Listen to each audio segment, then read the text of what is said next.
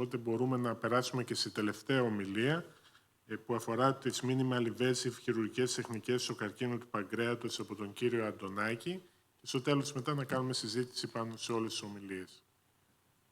Να πω εγώ, σαν χειρουργός, ο κύριος Αντωνάκης είναι επίκουρος καθηγητής στο ΕΚΠΑ, στο νοσοκομείο Αρετέιο. Έτσι δεν είναι, κύριε Αντωνάκη? Φυσικά. Ο κύριος Αντωνάκης είναι... Πότε έγινες επίκουρος, τώρα τελευταία? Πότε... Το καλοκαίρι με εκλέξατε. Μπράβο. Ναι. Και το Φλεβάρι ορκιστικά. Μπράβο. Συγχαρητήρια, λοιπόν. Καλωσορίζω και στη Λάρισα ως ακαδημαϊκό πια. Έχουμε και μια πιο στενή συνεργασία μαζί, όπως και με τον κύριο Μπράμι, ο οποίος έχει ακαδημαϊκή συνάφεια με τη Λάρισα, διδάσκει στο μεταπτυχιακό παγκρατικός καρκίνος από το Α στο Ω. Λοιπόν, κύριε Αντωνάκη, ο λόγος σε εσάς για να μας αναπτύξετε το θέμα ελάχιστα παρεμβατικές τεχνικές του καρκίνου του παγκρέατος. Πρέπει να πω εδώ ότι με το συγκεκριμένο θέμα έχω μια συναισθηματική εμπλοκή. Το 2006 υπήρξε η πρώτη δημοσίευση από μένα και την ομάδα μου με την πρώτη λαπαροσκοπική περιφερική παγκρεατεκτομή στον ελλαδικό χώρο. Ήταν τότε μια τρέλα, θα έλεγα, εκτός ίσως να μην είχαμε και να είχαμε μάλλον άγνοια κινδύνου τότε το τι πήγαμε να κάνουμε. Εν πάση περιπτώσει, έγιναν με επιτυχία 3-4 περιστατικά τα οποία δημοσιεύθηκαν και έκτοτε με χαρά είδα ότι η τεχνική καθιερώθηκε σαν gold standard πια, τουλάχιστον για το αριστερό πάγκρεας, και τα υπόλοιπα θα τα αφήσω να τα πείτε εσείς. Ευχαριστώ. Εγώ ευχαριστώ. Κύριε Πρόεδρε, λοιπόν, κυρίες της Οργανωτικής Επιτροπής, κύριοι συνάδελφοι, καλησπέρα. Δεν μπορώ να σας κρύψω ότι πραγματικά είμαι πολύ συναισθηματικά φορτισμένος, διότι είναι η πρώτη φορά που έρχομαι ως πλέον μέλος της ακαδημαϊκής κοινότητας να συμμετάσχω σε ένα συνέδριο εκτός Αθηνών. Η πρόσκληση είναι στη Θεσσαλία, που είναι ο τόπος καταγωγής μου.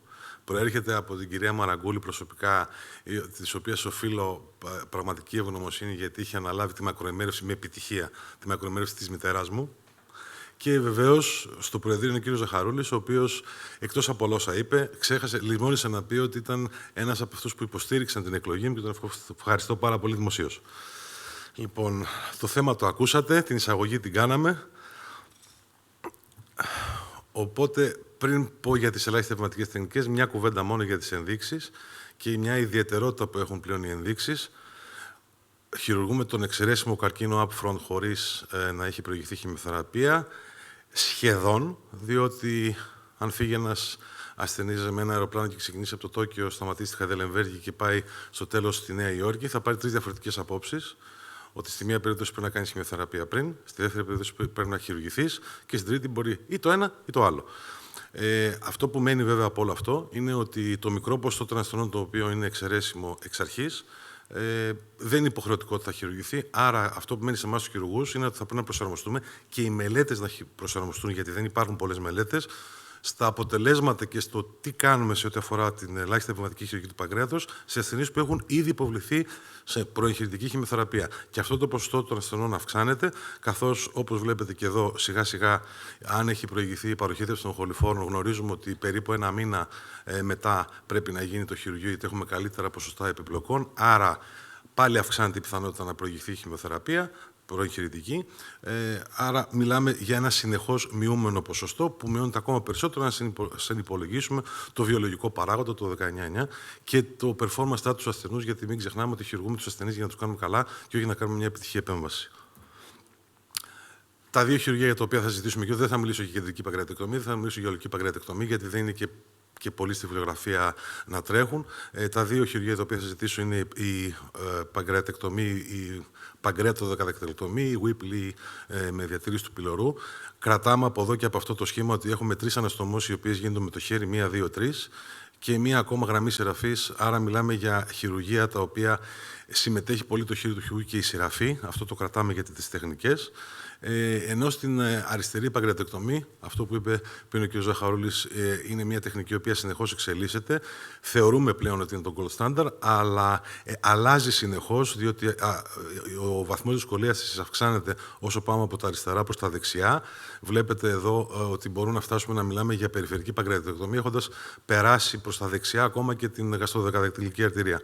Και βεβαίως έχει προσθεθεί και ένας άλλος παράγοντας που λέγεται RAMPS, δηλαδή η συναφέρεση της περιτονίας του Τζερότα, ακόμα και η συναφέρεση του επινεφριδίου, για να έχουμε ριζική εκτομή, δηλαδή ρομβιδενεκτομή. Άρα αλλάζει συνεχώς και αυτό το χειρουργείο. Δύο κουβέντες, ειδικά γνωρίζοντας ότι το ακροατήριο δεν είναι χειρουργή, δύο κουβέντες για να καταλάβουμε γιατί πράγμα μιλάμε. Πρώτα απ' όλα να διευκρινίσω και να μην με ρωτήσετε στο τέλος, δεν χειρουργεί το ρομπότ, εμείς χειρουργούμε. Εδώ είναι ο χειρουργός, εδώ είναι τα χέρια του, εδώ κουνάει τα χέρια του, η εντολή πάει στους βραχίονες και από τους βραχίονες πάει στα εργαλεία. Άρα δεν χειρουργεί το ρομπότ, χειρουργεί ο χειρουργός. Στην ανοιχτή χειρουργική έχουμε τεράστια ευκαιρία χειρισμών. Προφανώς όλοι γνωρίζουμε πώς να κουνήσουμε τα χέρια μας. Η ορατότητά μας όμως περιορίζεται από ό,τι έχουμε ανοίξει, δηλαδή μόνο ότι μπορούν να το δουν τα μάτια μας. Και για να τα δούμε και λίγο καλύτερα, βάζουμε και μεγεθυντικούς φακούς. Είναι καλό το ότι έχουμε αρκετούς βοηθούς. Μπορούμε να χρησιμοποιήσουμε πολλά χέρια για να δούμε καλύτερα. Αλλά είναι κακό το ότι τα άγκιστρα που χρησιμοποιούμε είναι για πολλές ώρες, 4, 5, 6 ώρες, να πιέζουν το διάφραγμα, να πιέζουν τα πλευρικά τόξα και με την αναμενόμενη επιβάρυνση με τα εγχειρητικά. Στην λαπαροσκοπική χειρουργική, το μειονέκτημα είναι η δυσκολία των χειρισμών. Είναι όπως όλοι μας, δεν έχουμε το ίδιο ταλέντο και δεν έχουμε την ίδια ευκολία να μάθουμε να τρώμε το φαγητό μας με τα κινέζικα ξυλάκια. Η δυσκολία λοιπόν αυτή μεταφράζεται ειδικά στην Whipple, όπως σας είπα, που χρειάζεται η ενδοσωματική σειραφή. Είναι κλασική δυσκολία η χρήση η λαπαροσκοπική σειραφή. Το χειρουργικό πεδίο έχουμε ένα μειονέκτημα, διότι το ελέγχει ο βοηθός χειρουργός. Είναι πολύ δύσκολο να μπορείς να ελέγξεις εσύ ο ίδιος το χειρουργικό πεδίο. Ό,τι θέλει να δει ο βοηθός, βλέπεις εσύ. Αλλά το μεγάλο πλεονέκτημα σχέση με την ανοιχτή είναι ότι από μια τομούλα μικρή στον ομφαλό 12 mm μπορούμε να δούμε να φτάσουμε παραδείγματος χάρη στο ισοφαγικό τρίμα του διαφράγματος, να κάνουμε την κινητοποίηση των βραχίων γαστρικών. Έχουμε πάρα πολύ καλή ορατότητα. Το ρομπότ έρχεται κάπου να γεφυρώσει λίγο αυτό το χάσμα. Προσφέρει ευχέρεια χειρισμών. Νάτι, λέμε ότι προσομοιάζει τις κινήσεις του ανθρώπινου χεριού. Έχει μεγαλύτερο βαθμό ελευθερίας από τη λαπαροσκοπική. Το χειρουργικό πεδίο είναι σαφώς καλύτερο, διότι το ελέγχει. Ο χειρουργός βλέπει αυτό που θέλει να δει και μάλιστα χωρίς να κουνιέται το χειρουργικό πεδίο, διότι ο φυσικός τρόμος δεν υφίσταται καθόλου ούτε στην κάμερα, ούτε κυρίως στα δικά του χέρια. Άρα το χειρουργείο είναι σαφώς επιτρέπει μεγαλύτερη ακρίβεια και λεπτομέρεια στους χειρισμούς. Φυσικά είναι διαφορετικό να αντέχει κανείς μια λαπαροσκοπική χολεξιτεκτομία της μισής ώρας από το να αντέχει μια παγκρατεκτομία των 5, των 6, των 7 ωρών. Άρα η κόπωση του χειρουργού μειώνεται στο ρομποτικό χειρουργείο, διότι όπως δείξαμε κάθεται στην καρέκλα. Η ευχέρεια είναι κλασικό πλεονέκτημα της ρομποτικής χειρουργικής, το πόσο εύκολα μπορούμε να βάλουμε κόμπους. Βεβαίως, το μειονέκτημα είναι ότι λόγω της γεωμετρίας και της κατασκευής του παρόντος ρομποτικού συστήματος του Da Vinci, υπάρχουν περιορισμοί σε αποστάσεις που μπορούμε να βάλουμε τα εργαλεία, αν πρέπει να είναι σε μια ευθεία, αν είναι κάτω από 7 εκατοστά ή πάνω από 8 εκατοστά, πόσο απόσταση έχουν τα τροκάρ. Γενικώς έχει μια δισκαμψία στην τοποθέτηση και βεβαίως το χρόνο που καταναλώνουμε για να κάνουμε τον ντόκι, να συνδέσουμε δηλαδή τα τροκάρ με τους βραχίονες. Αν έπρεπε να πείσουμε έναν ασθενή για να χειρουργηθεί ανοιχτά λαπαροσκοπικά ή ρομποτικά, τι θα του λέγαμε? Το μέγεθος της τομής είναι τεράστια διαφορά, ειδικά για τις κυρίες του ακροτερίου που ξέρουν τι θα πει το μη φάνη στη λαποκαισαρική τομή. Η επιβάρυνση είναι αυτή εδώ η τομή που βλέπετε, συν 4-5 μικρές τρυπούλες. Ενώ στην άλλη περίπτωση, 4-5-6 ώρες υπάρχει μία πίεση, μία ανοιχτή τεράστια τομή και μία πίεση στα ημιδιαφράγματα. Βέβαια δεν είναι αυτό το ουσιαστικό επιχείρημα. Που και αυτό μπορεί να είναι, αλλά δεν είναι αυτό το ουσιαστικό επιχείρημα. Αυτό που θα πρέπει να ρωτήσει ο ασθενής ή ο γιατρός του θα ήταν: OK, μου λέτε να κάνω κάτι προηγμένο, κάτι πρωτοποριακό. Όλοι θέλουν την πρωτοπορία και οι χειρουργοί τη θέλουν και οι ασθενείς τη θέλουν και στο ίντερνετ ψάχνουν. Αλλά η ερώτηση πρώτη είναι: για κάθε τεχνική είναι το ίδιο ασφαλής με την παρούσα, με την τρέχουσα, με αυτή τη γνωστή που ξέρουμε όλοι την ανοιχτή? Άρα περιεγχειρητικά νοσηρότητα και θνητότητα είναι ίδιες? Δεύτερον, το ογκολογικό αποτέλεσμα σε ό,τι αφορά τα όρια εκτομής και σε ό,τι αφορά τον αριθμό των λεμφαδών που κάνουμε, τον επάρκεια του λεμφαδικού καθαρισμού, είναι το ίδιο ή καλύτερο? Αλλά είμαστε σίγουροι ότι δεν είναι χειρότερο? Ο χρόνος, και επειδή ξέρουμε για τον καρκίνο του παγκρέατος, τον ασθενή εμείς δεν τον κάνουμε καλά, του δίνουμε παράταση και δίνουμε το χρόνο στους ογκολόγους να δώσουν παράταση με τα φάρμακα.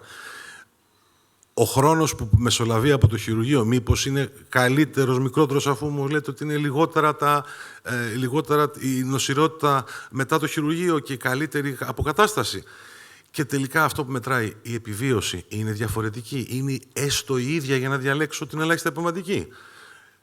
Και καλά, ο κύριος Ζαχαρούλης μπορεί να λέει ό,τι θέλει. Ο κύριος Αντωνάκης μπορεί να λέει ό,τι θέλει. Ο κύριος Μπράμης μπορεί να λέει ό,τι θέλει. Υπάρχουν οδηγίες διεθνείς που να το υποστηρίζουν αυτό για να το δεχτώ ως ασθενής ή ως γιατρός που θα στείλω τον ασθενή για να το κάνει? Τι θέλουμε την ελάχιστη επεμβατική? Γιατί είναι η μοναδική που μας δίνει από την παρούσα κατάσταση πιθανότητα για ταχύτερη και πληρέστερη ανάρρωση. Γιατί? Για να έχει ο ασθενής καλύτερο performance status όταν θα ξεκινήσει τη χημειοθεραπεία το συντομότερο δυνατόν. Αυτό είναι το αντικείμενο. Γι' αυτό συζητάμε για την ελάχιστη επεμβατική. Αυτό είναι το ερώτημα πίσω από όλο αυτό. Πάμε λοιπόν γρήγορα να δούμε για την περατολογία. Υπάρχουν πάρα πολλές μελέτες, δεν θα σας κουράσουμε την πλήρη αναφορά. Έχω στασιολογήσει μερικές. Μία από αυτές είναι αυτή εδώ, η οποία την παρατημένη του 94-95. 94. Παρατημένη λαπαροσκοπική παγκρεατεκτομή της κεφαλίου παγκρέατος, ο φρέσκος κεφαλίου παγκρέατος που είχε κάνει ο Γκανιέ και ο Πομπ, την παρατημένη γιατί που ήταν πάρα πολύ δύσκολο να γίνει και δεν γινόταν κλπ. Την επαναφέρει στο προσκήνιο. Οι άνθρωποι μόλις έχουν πάρει το ρομπότ 6 μήνες πριν, Mayo Clinic είναι, έχουν πάρει το ρομπότ 6 μήνες πριν, περνούν αυτό που λένε οι ίδιοι το πρώτο διάστημα, την καμπύλη εκμάθησή τους και ξεκινάνε αμέσως να βάζουν αυτό το χειρουργείο και τι μας λένε άμεσα? Ότι χειρουργούμε καλύτερα, γιατί έχουμε λιγότερο ποσοστό τοπικών υποτροπών. Βλέπουμε καλύτερα, παρασκευάζουμε καλύτερα. Φυσικά, δεν είναι ιδιαίτερα καλό το να μας λένε ότι κάνουν 6 και 7 ώρες το χειρουργείο, και το ανοιχτό και το λαπαροσκοπικό ή το ρομποτικό, αλλά μας λένε ότι έχουμε καλύτερα αποτελέσματα σε ό,τι αφορά την αιμορραγία, και ξέρουμε τη σημασία αυτού, και τον αριθμό των μεταγγίσεων. Υπογραμμίζουν ότι δεν καταφέραμε καλύτερη πενταετή επιβίωση, αλλά καταφέραμε καλύτερη επιβίωση άνευ νόσου. Και βεβαίως, για άλλη μια φορά, μας κρούν τον κόδωνα του κινδύνου σε όλους τους χειρουργούς ότι εάν καταφέρετε με τις επιπλοκές και τον άρρωστο τον πάτε πάνω από 3 μήνες για να ξεκινήσει τη θεραπεία, μειώνετε την πραγματική του επιβίωση. Χειρουργική μελέτη. Πέρασαν τα χρόνια, έγιναν διάφορες μελέτες. Εδώ είναι οι κλασικές 4 προοπτικές μελέτες, δεν έχω βάλει σειρές και αναδρομικές. Οι πρώτες 3, η πρώτη, η δεύτερη και η τέταρτη έχουν θετικά αποτελέσματα σε ό,τι αφορά την νοσηλεία, με τη μετάγγιση, τον αριθμό των μεταγγίσεων, των μονάδες νοσηλείας σε μονάδες θετικής θεραπείας. Έρχεται και μια μελέτη η οποία κρούει τον κόδωνα του κινδύνου. Δεν βρίσκω το ποντίκι. Έρχεται λοιπόν και μια μελέτη, λέει Παρδίο, η οποία κρούει τον κόδωνα του κινδύνου γιατί από σοβαρά κέντρα στην Ολλανδία διακόπτεται, διότι η θνητότητα στη λαπαροσκοπική, τη ρομποτική παγκρεατεκτομή είναι 10%. Ενώ η ανοιχτή είναι 2%. Και διακόπτεται τη μελέτη. Κόδωνας του κινδύνου, ενώ υποτίθεται ότι μέχρι τα τότε standards έχουν αυτοί που συμμετέχουν πάνω από 20 παγκρεατεκτομές στον χρόνο, δηλαδή είναι κέντρο high volume, και από τις οποίες οι μισές είναι λαπαροσκοπικές. Άρα κρατάω εγώ ως ερώτημα το αν αυτό θεωρείται πλέον high volume. Παρά τα αυτά, αυτή η μεταανάλυση δείχνει τα κλασικά πλεονεκτήματα της ελάχιστης επεμβατικής, λιγότερη αιμορραγία, λιγότερη διάρκεια νοσηλείας και αυξημένος χρόνος χειρουργείου. Αυτό το ξέραμε. Τα ίδια αποτελέσματα και σε άλλη μετανάλυση, πάλι αυτές οι μελέτες είναι και σε άλλη μετανάλυση, δηλαδή έχει παγιωθεί μια κατάσταση στην οποία ουσιαστικά δεν ξέρουμε εάν είναι ασφαλής η επέμβαση, αλλά αν δεχτούμε ότι γίνεται, τότε έχει καλύτερα περιεγχητικά αποτελέσματα. Γίνεται λοιπόν μια μελέτη η οποία είναι επίγουσα, δεν είναι καν sample calculation και μας λέει ότι εντάξει, δεν είναι και τόσο καλά τα πράγματα για τις λαπαροσκοπικές παγκρεατεκτομές. Αυτή είναι πάλι από την Ευρώπη, γιατί λίγο το κόστος είναι μεγάλο, λίγο οι επιπλοκές, η καθισμένη εγκαστική κένωση είναι μεγαλύτερη. Καλύτερα να έρθουν άλλες μελέτες που να μας επιτρέψουν να πούμε ότι μπορούμε να τις χρησιμοποιήσουμε αυτές τις τεχνικές.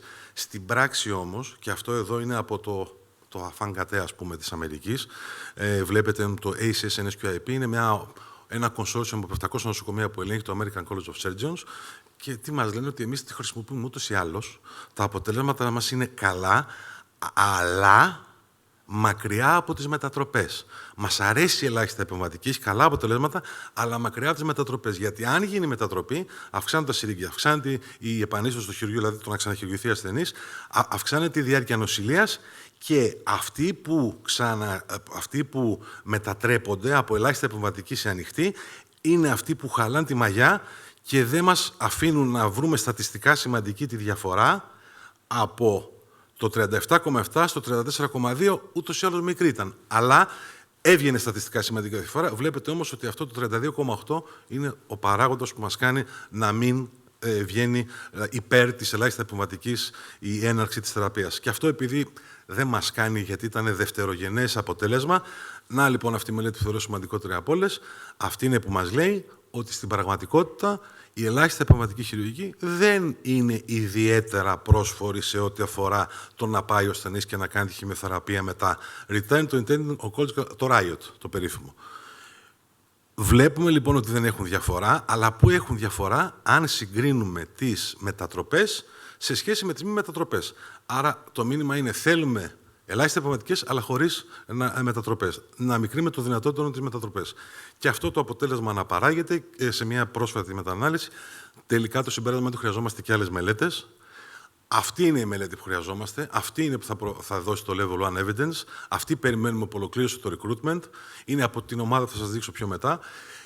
Ξεκίνησε τον Ιανουάριο του 2022, άρα μιλάμε για νέα περιστατικά. Δεν μιλάμε αυτά που βλέπατε το 2014, το 2017. Όχι. Μιλάμε για την τρέχουσα, τη σύγχρονη χειρουργική θεραπεία. Σύγχρονες μονάδες, σύγχρονα μέσα, σύγχρονα ρομπότ, σύγχρονα λαπαροσκοπικά εργαλεία. Περιλαμβάνει ευτυχώς για πρώτη φορά, γιατί όλες οι άλλες μελέτες δεν το έκαναν, επιτρέπει μάλλον την νεοεπικουρική θεραπεία να έχει προηγηθεί. Άρα θα έχουμε real world data από αυτή τη μελέτη. Αυτό που σας είπα πριν, ότι και εγώ διαφωνώ, κέντρα αριστείας, κέντρα υψηλού όγκου δεν μπορεί να θεωρούνται αυτές που κάνουν 20 παγκατακτήσεις το χρόνο, αλλά τουλάχιστον 30 και κοιτάξτε 60. 30 ανοιχτές, 30 λαπαροσκοπικές ή ρομποτικές. Δεν επιτρέπει στα κέντρα να συμμετέχουν και με λαπαροσκοπικές και ρομποτικές, γιατί υπάρχει εξειδίκευση. Εγώ κάνω καλύτερα λαπαροσκοπικά, εσύ κάνεις ρομποτικά. Δεν μπορεί να τα κάνεις και τα δύο καλύτερα από όλους τους άλλους. Και βεβαίως απαιτεί να υπάρχει εξειδίκευση από τον χειρουργό και εμπειρία. Πρωτοπαθής προφανώς στόχος είναι να δούμε την νοσηρότητα και τη θνητότητα, αλλά και αυτό το time to functional recovery είναι αυτό που συζητάμε για το να ξεκινήσει ο ασθενής θεραπεία. Είναι δηλαδή κατανοητό από τους χειρουργούς πια ότι τον ασθενή θα τον κάνουν καλά τελικά οι ογκολόγοι. Και εμείς απλά πρέπει να τους δώσουμε το χρόνο να το κάνουν όσο το νωρίτερα και όσο σε καλύτερη κατάσταση μετά το χειρουργείο. Οδηγίες στην Ευρώπη και στην Κίνα που πλέον τους έχουμε βάλει στο παιχνίδι τους κινδύνους. Η απάντηση είναι δεν υπάρχουν δεδομένα. Καλύτερα να μείνουμε στην ανοιχτή, αυτή είναι το gold standard. Από την Αμερική, την Ιαπωνία και την Κορέα, οι οδηγίες είναι μπορεί και να, ογκολογικών εταιρείων οι οδηγίες αυτές, μπορεί και να είναι δυνητική επιλογή. Και βεβαίως υπάρχουν και οδηγίες από χειρουργούς. Μην εκπλήσετε, κύριε Μαραγκούλη, μην κοιτάτε έτσι. Ναι, κάνουν και οι χειρουργοί οδηγίες. Ναι. Είναι φοβερό. Είναι φοβερό. Όλοι αυτοί εδώ που βλέπετε τώρα πραγματικά είναι η κορυφή της παγκρατικής χειρουργικής στον πλανήτη. Λοιπόν, τι λένε λοιπόν για την Whipple και την κεφαλή του παγκρέατος, για την παγκρατοδεκαλακτομή, μπορεί και να θεωρηθεί ως δυνητική επιλογή. Αλλά έχει για τη λαπαροσκοπική learning curve 39 σε ό,τι αφορά τη μείωση του χειρουργικού χρόνου και 25-80 για επιλογές. Στη ρομποτική είναι κάπως καλύτερα τα πράγματα κατά αυτούς. Και βεβαίως διατηρούν, για να είμαστε και λίγο οι χειρουργοί να βοηθάμε ένας τον άλλον, διατηρούν το 20 ένα έτος, το κρατούν, ενώ είναι σαφές ότι αυτό το νούμερο πλέον δεν επαρκεί. Είπαμε πριν στη μελέτη είναι 60 ένα έτος, 30 και 30. Και αυτό έρχεται να γίνει ακόμα χειρότερο σε ό,τι αφορά την προηγούμενη εμπειρία. Δείτε εδώ τα νούμερα, 93 και 90, για να έχουμε λιγότερα συρρήγγια και μείζωνα νοσηρότητα. Και χωρίς να επηρεάζεται η θνητότητα. Αυτό όμως, αυτή η νοσηρότητα και τα συρρήγγια, τι θα μας κάνουν, θα μας καθυστερήσουν την έναρξη της χημειοθεραπείας. Γι' αυτό λοιπόν χρειάζεται, αυτά είναι τα νούμερα της καμπύλης εκμάθησης, άρα δεν μιλάμε ούτε για 30, ούτε για 60, αλλά μιλάμε για 90 περιστατικά αναχειρουργό. Καταλαβαίνετε τώρα πόσο δύσκολο να γίνει αυτό η εφαρμογή στην Ελλάδα. Με τα λίγα ρομπότ που υπάρχουν και τα ελάχιστα σταδίου που υπάρχουν στο δημόσιο τομέα. Σε ό,τι αφορά λοιπόν την παγκρατοδεκαλακτομή, προφανώς περιμένουμε μελέτες που να μας δώσουν την απάντηση για όλες τις παραμέτρους, όλες. Την νοσηρότητα, τη θνητότητα, το πότε ξεκινάει η συστηματική θεραπεία σε σχέση με την ανοιχτή, το ογκολογικό αποτέλεσμα ακόμα και την επιβίωση και την ελεύθερη νόσου και την κανονική και σε δεύτερη διάσταση, αν είναι upfront surgery ή after neoadjuvant, πάλι την επιβίωση. Άρα έχουμε πολλά αναπάντητα ερωτήματα. Η ερμηνεία πρέπει να γίνεται προσεκτικά και κυρίως να μην εφαρμοστεί άκρητα, ειδικά σε νοσοκομεία που δεν έχουν τον όγκο των περιστατικών για να το υποστηρίξουν. Γνώμη μου είναι ότι η λαπαροσκοπική τελικά θα υποχωρήσει όπως υποχώρησε η λαπαροσκοπική προστατεκτομή, που ήταν ένας διάτων αστέρας και εξαφανίστηκε. Και ο λόγος είναι η πρακτική δυσκολία που υπάρχει στις αναστομώσεις, απαιτούνται πολύ προηγμένα λαπαροσκοπικά σκύλια για να κάνεις αυτές τις αναστομώσεις και το τεκμηριωμένα μεγαλύτερο ποσοστό μετατροπών. Επί της ουσίας όμως, μην ξεχνάμε ότι έστω ένα 5 με 10% των Whipple που γίνονται παγκοσμίως σήμερα γίνονται με ελάχιστα επεμβατικό τρόπο. Και βεβαίως η λύση σε όλα αυτά είναι να γίνεται σε υψηλού όγκου κέντρα, να υπάρχει centralization, να υπάρχει, πώς να το πω, κεντρικοποίηση των περιστατικών, δηλαδή να χειρουργούνται σε κέντρα οι ασθενείς και όχι εξατομικευμένα, και η διατήρηση των δεδομένων σε registry για να μπορούμε να έχουμε έλεγχο των αποτελεσμάτων και βελτίωση και λύση των προβλημάτων. Γιατί να γίνεται σε τέτοια κέντρα? Γιατί είναι ασφαλής η καμπύλη εκμάθηση στον νέο χειρουργό που θέλει να το κάνει, γιατί και είναι μειωμένες οι επιπλοκές, αλλά και υπάρχει μεγαλύτερη εμπειρία στη διαχείρισή τους και καταγράφονται για να αντιμετωπιστούν και να λυθούν. Και προφανώς η διαθεσιμότητα, δεν υπάρχουν άπειροι πόροι, η διαθεσιμότητα των ρομποτικών συστημάτων είναι μικρή. Άρα, πιο πιθανό ένα υψηλού όγκου κέντρο να έχει ρομπότ παρά να μην έχει. Εμείς ευτυχώς στο ΡΕΤΕ, όπως είπε ο κ. Μπράμης, ευτυχώς έχουμε. Λοιπόν, και επίσης το άλλο το οποίο είναι πλέον της μοδός είναι το AI. Και το πώς μπορεί να γίνει η εκπαίδευση πρώτον μέσω simulation training, μέσω AI online για τους χειρουργούς, αλλά και πώς το AI, μην τρομάξετε, μπορεί να αναλάβει μόνο του να κάνει συγκεκριμένους χειρουργικούς χρόνους μέσα στο χειρουργείο, μέσα από την ρομποτική πλατφόρμα. Το ακούσατε, ισχύει, θα το δούμε στα επόμενα 5 χρόνια. Λοιπόν, και λίγα λόγια τώρα για την περιφερική. Νομίζω ότι ήδη υπόθηκε ότι πλέον αποτελεί τον gold standard. Βλέπετε εδώ συν το χρόνο αυτό συνεχώς αυξάνει. Πώς μέσα σε μια 15ετία, από το 2010, πρωτοπόρος σε αυτό που είπε για το πότε έγινε, να το αναγνωρίσουμε και να το χειροκροτήσουμε. Πλέον έχει γίνει αυτό που λέμε gold standard. Πάνω από τις μισές γίνονται, όποιος μπορεί να το κάνει και ξέρει να το κάνει, το κάνει. Απλά. Τα αποτελέσματα όμως, να το πω έτσι, είναι σαν τη χολεξιτεκτομή. Πρώτα έγινε και μετά είδαμε τα αποτελέσματά της. Τα αποτελέσματα όμως των προοπτικών μελετών, που είναι λίγες, η μετανάλυση αυτή έχει μόνο 2. Η γνωστή Leopard. Είναι λίγες, αλλά η αλήθεια είναι ότι πρόσφατα προσθέθηκε και μία, αυτό που ήδη οι συγγραφείς λένε είναι level 1 evidence. Θα δείτε, είναι αυτή η ομάδα που σας έλεγα πριν. Ουσιαστικά μας λένε ότι, αν και είναι μια μελέτη που περιέλαβε τους πάντες, 3,8 επεμβάσεις ανά κέντρο ανά έτος. Φανταστείτε. Δεν ταιριάζει με τα νούμερα που σας έλεγα πριν. Και μικρό follow-up. Αλλά ήταν απλά και μόνο για να τεκμηριώσει ότι έχουμε μικρότερη απώλεια αίματος, έχουμε λιγότερες επίγουσες μεταφορές στην μονάδα ιατρικής θεραπείας, ότι δεν είναι non-inferiority, δεν είναι χειρότερος ο λεμφαδενικός καθαρισμός, ούτε η απόκτηση R0 εκτομών, δηλαδή η πλήρης ογκολογική εκτομή. Το απέδειξε αυτό. Πλέον υπάρχουν αυτό που λέμε level 1 evidence. Εδώ είναι τα μακροπρόθεσμα αποτελέσματα της Leopard, η οποία ουσιαστικά λένε ότι δεν υπάρχει ουσιαστική διαφορά μεταξύ ανοιχτής και λαπαροσκοπικής, παρά μόνο σε κάτι που μόνο οι κυρίες θα το καταλάβουν, cosmetic satisfaction. Μακροπρόθεσμα δεν είναι διαφορετικά τα αποτελέσματα, ούτε τα ογκολογικά, ούτε ο πόνος, ούτε το quality of life. Το μόνο που αλλάζει είναι το cosmetic satisfaction. Εγώ το θεωρώ σημαντικό. Λοιπόν, και εδώ έχω βάλει μία μελέτη η οποία απαντά και στο ιατρικό ερώτημα. Είναι η πρώτη μελέτη που βρήκα, τώρα, του 25, η οποία πραγματικά λέει ότι υπάρχει στατιστικά σημαντική διαφορά, έστω και σε ημέρες, όταν έχει γίνει λαπαροσκοπική σχέση με την ανοιχτή, μειώνεται ο χρόνος που θα ξεκινήσει ο ασθενής χημειοθεραπεία. Και βεβαίως μπορεί να μην βρήκαν διαφορά στην επιβίωση, αλλά είπαν και αναγνώρισαν οι συγγραφείς ότι για να το κάνουμε αυτό θέλαμε 1000 περιστατικά. Δεν θα το δημοσιεύαμε ποτέ. Είναι στα σχόλιά τους. Λοιπόν, οδηγίες είναι ακριβώς οι ίδιες. Το μόνο που αλλάζει είναι, και σε συμφωνία με αυτό που είπαμε ότι αποτελεί τον gold standard, δεν είναι πλέον μπορεί, είναι πρέπει, οφείλει να δίνεται ως επιλογή στους ασθενείς και η λαπαροσκοπική και η ρομποτική. Και το βλέπετε και το learning curve είναι μικρότερο, και για τις επιπλοκές, αλλά και για το χειρουργικό χρόνο, και στη λαπαροσκοπική και στη ρομποτική, και δεν υπάρχουν διαφορές μεταξύ τους. Έρχεται μία, σε ό,τι αφορά το learning curve, σας έδειξα και μια διαφάνεια για την Whipple, σας δείχνω και αυτήν την διαφάνεια. Τελικά ίσως να μην είναι ακριβώς έτσι, το learning curve να μην είναι τόσο μικρό, να χρειάζονται πολύ παραπάνω περιστατικά, να χρειάζονται πάνω από 70 τελικά ρομποτικές παγκρεατεκτομές. Γιατί? Γιατί τη λαπαροσκοπική παγκρεατεκτομή κάνει ένας έμπειρος λαπαροσκόπος. ξεκινάει να κάνει έμπειρος λαπαροσκόπος. Ρομποτική, περιφερειακή παγκρεκτομή, ξεκινάει να κάνει ένας μη έμπειρος για να αποφύγει το κομμάτι της λαπαροσκοπικής. Οπότε η αλήθεια είναι ότι πρέπει να συζητήσουμε λίγο από πού ξεκινάει κανείς για να βρούμε ποιο είναι το δικό του learning curve. Πολλές μελέτες που πρέπει να γίνουν λοιπόν σε αυτό. Υπάρχει και άλλη ομάδα χειρουργών που δίνει οδηγίες, κύριε Μαραγκούλη. Σας έχω εκπλήξει σήμερα. Λοιπόν, που λένε ότι ναι, στις καλοήθειες το δεχόμαστε για τις ρομποτικές. Μπορεί να είναι καλύτερα από τη λαπαροσκοπική, μπορεί να το κάνουμε και στις κακοήθειες. Γενικώς υπάρχει αυτή η τάση.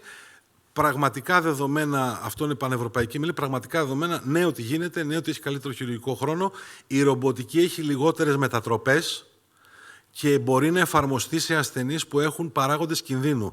BMI πάνω από 25, προηγούμενες χειρουργικές επεμβάσεις. Το ξέρω ότι το θεωρούμε αντένδειξη αυτό όταν έχουμε χειρουργία, μεγάλα χειρουργία. Δεν θέλουμε να έχουν χειρουργηθεί ασθενείς στην κοιλιά. Βλέπετε λοιπόν αυτή την παρούσα τάση, αυτή είναι η υπαρκτή τάση.